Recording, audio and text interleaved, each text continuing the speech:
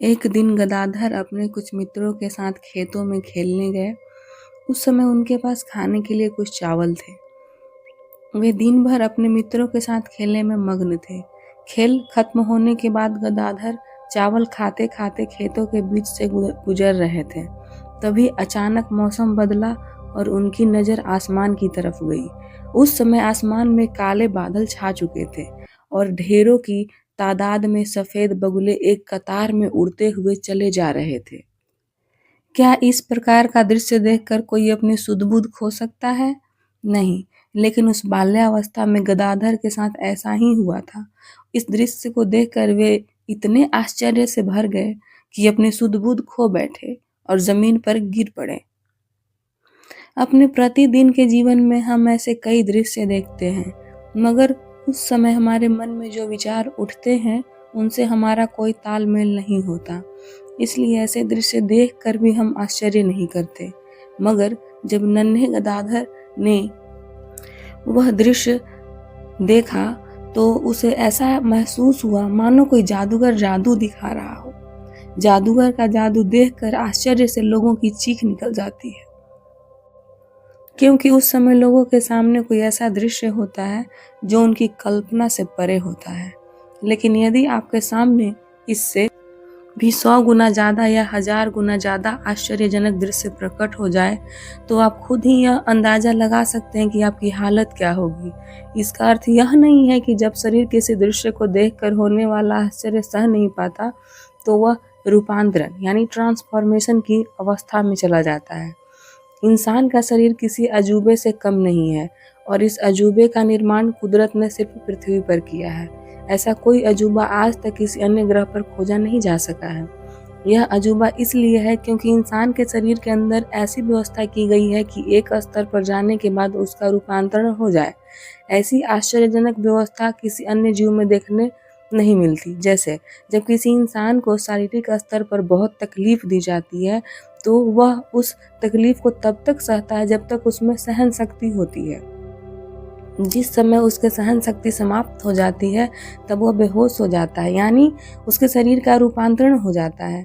इंसान का शरीर एक मशीन है जिसे दिमाग से संकेत यानी सिग्नल मिलते हैं। इंसान की सहन शक्ति समाप्त होने पर उसकी सुरक्षा के लिए दिमाग उसे बेहोश होने का संकेत दे देता है। इसी तरह आश्चर्य का भी एक स्तर होता है। जब आश्चर्य शरीर की सहन शक्ति से कई गुना अधिक होता है, तो समाधि की अवस्था आ जाती है। रामकृष्ण परमहंस को भी बचपन में आसमान की ओर देखकर ऐसी ही अवस्था का अनुभव हुआ। यह दृश्य देखकर गदाधर को पहली बार समाधि का अनुभव हुआ। वे जमीन पर बाहर की दुनिया से अचेत होकर गिर पड़े। उनके मित्र उन्हें उसी अवस्था में उठाकर घर ले गए। फिर मुंह पर पानी के छींटे मारकर उन्हें जगाया गया और पूछा गया कि गदाधर, तुम अचानक बेहोश कैसे हो गए? उन्होंने कहा, पता नहीं मुझे अचानक क्या हो गया था। आगे बड़े होने के बाद श्री रामकृष्ण ने अपनी जीवनी में अपने इस पहले समाधि अनुभव का खुलासा कुछ इस प्रकार किया है। कुदरत का वह करिश्मा देखकर मैं आश्चर्य से भर गया था। कुछ देर पहले आसमान साफ था, हम सभी खेल रहे थे, लेकिन अचानक आसमान में काले बादल छा गए। प्रकृति माता ने जो खेल दिखाया, उससे मैं इतना आश्चर्य से भर गया कि सुध-बुध ही खो बैठा। रामकृष्ण परमहंस के जीवन में समाधि की इस पहली घटना को पढ़कर पहले आपका मन यही सोचेगा कि इसमें ऐसी क्या बात थी कि किसी को समाधि का अनुभव हो जाए, क्योंकि इंसान का मन तो इसी तरह से सोचता है। लेकिन यहाँ मुख्य बात नन्हे गदाधर के अंदर मौजूद मासूम भक्ति की थी। उस समय जो कृपा बरसी, गदाधर में उसे प्राप्त करने के लिए भरपूर ग्रहणशीलता थी।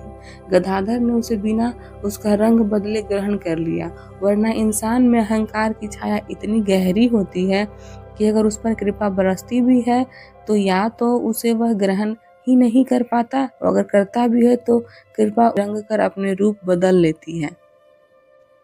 इंसान पर ऐसे कृपा बरस पाए, इसके लिए उसमें पर्याप्त ग्रहणशीलता होनी चाहिए। पहली बार समाधि अवस्था का अनुभव होने के बाद गदाधर प्रकृति माता के प्रेमी बने। उस प्रकृति माता को ही उन्होंने काली माता का नाम दे दिया। ग्रहणशीलता के अभाव में लोग ईश्वर को बिना रूप के नहीं समझ पाते, और रूप भी ऐसा जो उनकी ईश्वर की कल्पना के अनुसार हो। आज तक जिन महापुरुषों को भी हमने अपने होने का एहसास, आत्म साक्षात्कार हुआ है, उन्होंने उसे स्व अनुभव, चैतन्य या कोई न कोई ऐसा नाम ज़रूर दिया है। आम तौर पर यह एक ऐसा नाम होता है जो लोक कल्याण के लिए ज़्यादा से ज़्यादा इस्तेमाल हो पाए। रामकृष्ण परमहंस ने अपने अनुभव को काली माता का नाम दिया, क्योंकि उस समय बंगाल में काली माता की पूजा होती थी, आज भी होती है। लोगों को ऐसे प्रचलित शब्द या मशहूर शब्द नाम ही ज़्यादा पसंद आते हैं तथा आसान भी लगते हैं। काली माता का रूप देखकर लोग उस अनुभव की सराहना कर पाएं और लोगों को भक्ति करने का मौका मिले। भक्ति का अर्थ ही है जहाँ भक्त सराहना व आश्चर्य करता है और समाधि में चला जाता है। श्री रामकृष्ण परमहंस सभी को यह अनुभव देना चाहते थे, इसलिए उन्होंने जीवन भर लोगों को भक्ति के भक्त बनने का रास्ता दिखाया।